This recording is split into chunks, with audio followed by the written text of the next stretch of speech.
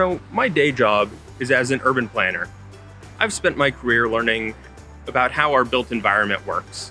And a couple of weeks ago, I took that photo of the 91 freeway looking out towards Corona from Anaheim Hills. And it was able to marry my love for landscape photography with just what I've spent my career doing. And it gave me this idea. I am going to try to make a series of photos of all of the named interchanges here in Southern California. There's some that are going to be hard to get, where I need to get access to the roofs of buildings to get up high enough to look down on the interchanges. But there's a few that I can get just by going out to public spaces. And one of those is the Newhall Pass up north of LA.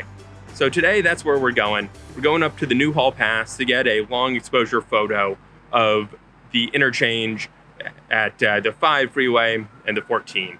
So come with me as we go do that. Welcome to Grant Takes Pictures. I'm Grant, and I take pictures.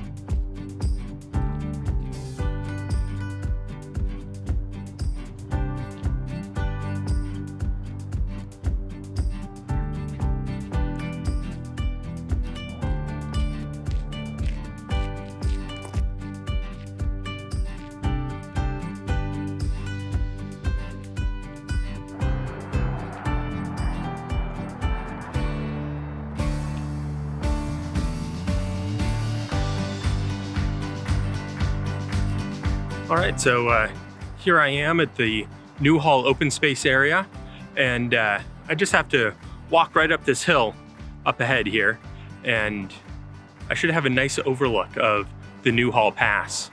I'm here a couple hours earlier than I need to be for my shot. It'll give me some time to figure out what I'm actually trying to take a picture of and how I can make it work.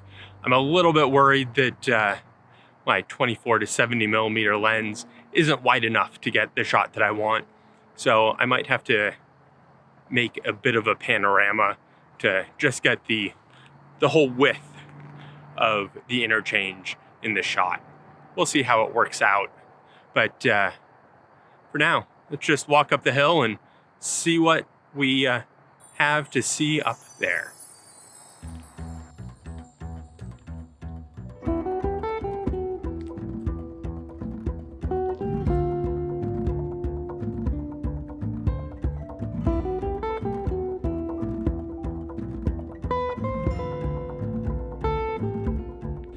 There are some lovely oak trees right in here. I've never been here before, but it's really pretty. I might be able to get some other photos, not just the one I came here for. I mean, look at this tree right up here above, right here ahead of us. It's really quite something.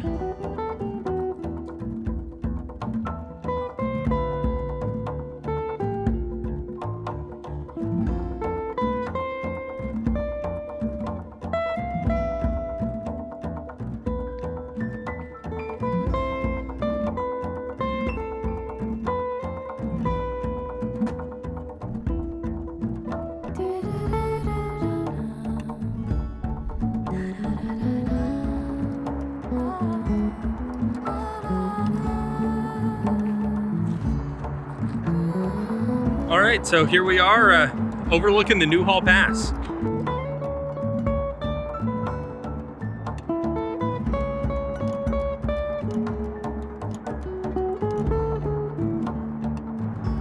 So we are going to get the backpack off, get the camera set up, and start figuring out how to take this photo.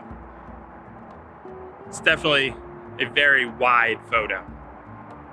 We'll see just how to do this.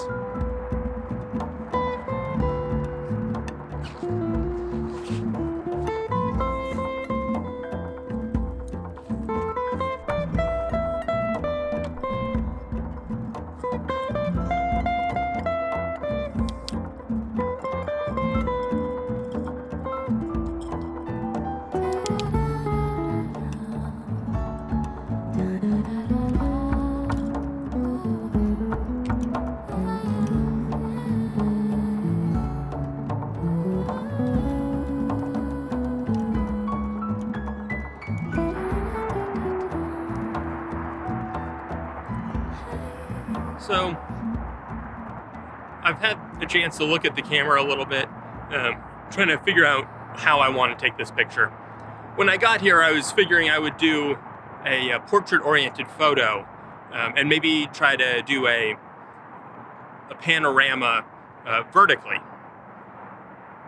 I was thinking a portrait-oriented because that's what the one of the 91 freeway that I took a couple weeks ago was. And if this is going to be a series, I was thinking it would be kind of cool to do to have everything be the same orientation. But now that I'm here and I'm looking through the camera, I don't think that's going to work. There'd be way too much sky, and well, honestly, the sky's pretty boring today. So I think what I'm going to do, I think I still need to do a panorama. I'm going to do it as a portrait-oriented, have the camera portrait-oriented, but then do a left-to-right panorama around and end up with a picture that is landscape-oriented in the end. We'll see how this works. I do wish I had a wider angle lens, but yeah, I got what I got. So now I think we just wait a couple hours, about an hour and a half until the sun sets down below the hills and people start turning on their headlights. But until then, let's talk about the Newhall Pass. So this is the north side of LA. Just up that way, a little bit further to the north, is Magic Mountain, Six Flags Magic Mountain. And this overpass right here has fallen down twice. It fell down first in 1971 in an earthquake, and it fell down again in 1994 during the Northridge earthquake. I remember that earthquake. It was the last big earthquake that kind of got me out of bed.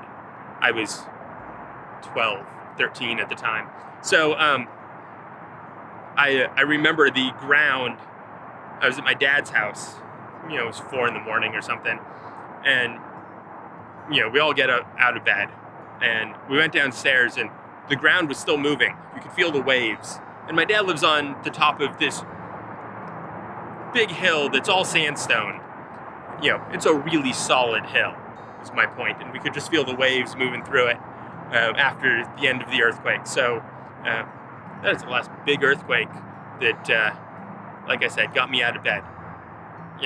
Everything else has been small enough. But it was a big enough earthquake to knock down this overpass, and it obviously has been rebuilt. I sure hope it got rebuilt better. I drive through here periodically, and every time I do, I try to rush under the overpass as quickly as possible, just in case we have another earthquake and it falls down. I feel the same way when I'm on the Bay Bridge, so. Anyways, there we have it. That is the Newhall Pass. That way is Lancaster and Palmdale, and then the direction we're looking right now is where we came from. That's LA and Orange County and San Diego and Mexico down that way. So that's where we are. That's what we're trying to take a picture of. 深夜淋湿花落你的家，芙蓉花在我心里发芽。你们俩追逐我，盘桓欣赏，同时害怕。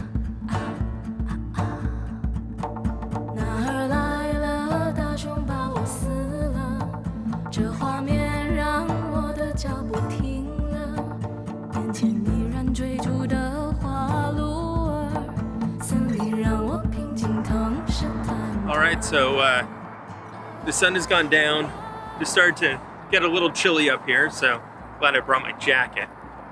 And you can see everybody's taillights and headlights are now starting to light up.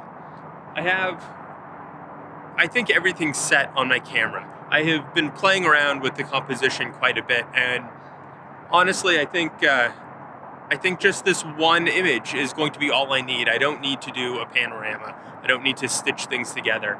I think I'm pretty happy with the way this one landscape image comes out. So we're going to try that. I have a graduated ND filter on. The sky is still pretty bright. That might come off before I am done here. But for now, I need it. And everything's still just a little bit too bright. I'm using my 24 to 70 millimeter lens, which only goes down to f/22. If you remember in the last image, I used my larger lens, my 70 to 200 millimeter lens, and that goes to f/32. So there's a one-stop difference between what I was using last time and the minimum aperture or the maximum aperture. The smallest aperture I can use now. So we're going to see if we can make this work. I might only be able to get a 10-second image instead of a 20-second image like I did last time. I do have my ND filters, but just as we saw before, they leave a little bit of a purple tint to the image, and I haven't replaced them yet. So we are going to see what we can get. But before we do, I want to talk just a little bit about why I am doing this series of photos. I think that these freeways, if you know me at all, you know I'm not a big fan of freeways. I'm not a big fan of cars, or at least auto transportation. I like cars themselves. I think they're fun, but I think that they're a terrible way to move people from one place to another. And even back when I was a little kid, I hated going on the freeway. In my mind, a journey that required us going on the freeway meant that it was going to be a long trip, and I didn't like being in the car for a long period of time. So I never liked going on the freeway. I would prefer to take surface streets places, even if it meant it took longer to get there. I know, the logic of like a 4-year-old doesn't make a lot of sense, but that's how I felt at the time. I still don't love freeways. And I think that, just like you see here, they're a giant scar on the landscape. The amount of cuts you need to make. Right over here, there's a giant hillside that's just denuded and just cut completely away to make room for this freeway. And I'm going to try to illustrate that a little bit in these pictures. I don't know if that'll come across, but I think one of my goals with photography is to convey a point of view. And so my point of view on freeways is that they are terrible, awful things that have destroyed our communities, our economy, and we need to find better ways to move people from one place to another. So I'm going to take a picture of this this giant interchange behind me that is, as big as the downtown of a thriving city prior to the age of cars. So let's go take this photo.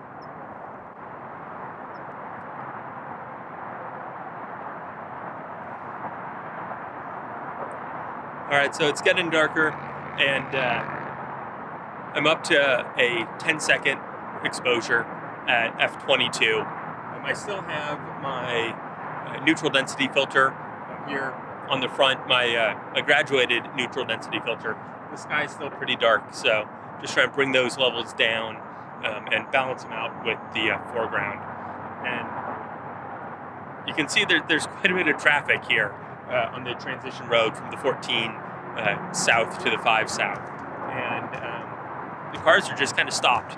So I'm not going to get the long, stringy tail lights that I was hoping for. But we'll see how it turns out. I think if I can get up to that 20-second exposure, the cars are moving enough that they will all blend together. But yeah, we'll see.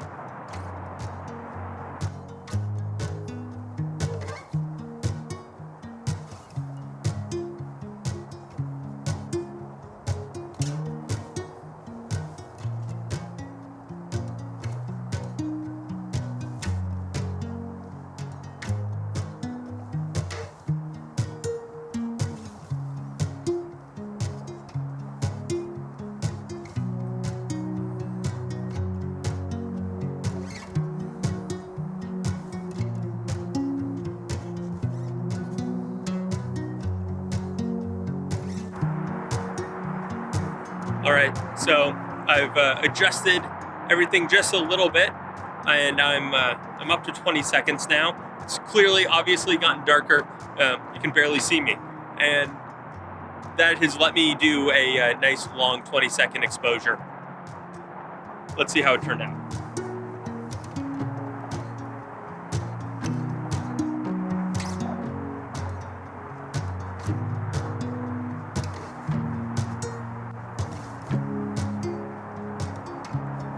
I am incredibly happy with that photo.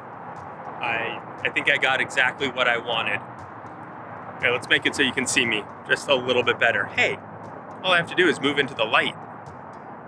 All right, so yeah, that's exactly what I wanted. That 20-second exposure, and F22 worked out. I don't think I'm gonna do any better than that. I'm pretty excited about this photo, that it turned out exactly how I wanted it. And it's the second in this series of images of interchanges. So this one of the Newhall Pass. And hopefully in the next few weeks and months, I'll be able to get some others as well. I think next up will be the interchange of the 5 and the 2 up right by Dodger Stadium. And that one is not a named intersection, but it is a place I can get from a publicly accessible park.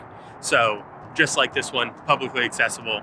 After that, I'm going to have to start being creative and talking to some building owners to see if I can get to the tops of their buildings to get the El Toro Y and the Orange Crush, the East LA interchange, the 4-level. They're all on my list. So if you have other intersections, other interchanges that you think would make wonderful pictures, either here in Southern California or elsewhere, I'm making a list so when I am able to travel again, I can go up and take some pictures of interchanges, get a whole collection of them. And I'm looking forward to it. So if you've enjoyed this video, hit that like button. If you like the channel, if you want to see those images of future interchanges and see the effort I have to go through to capture them, hit that subscribe button. And until next week, have a great time. See you then.